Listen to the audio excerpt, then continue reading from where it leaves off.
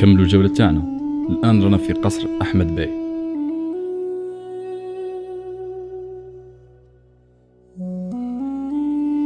واللي يعتبر مقر حكم بيلك الشرق أثناء الحكم العثماني بالجزائر.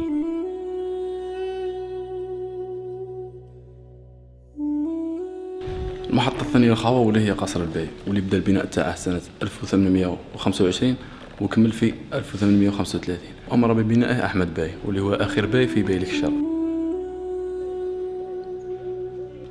لكن إقامة أحمد باي في القصر ما طولتش، لأن الاستعمار وصل لقسنطينة بعد عامين.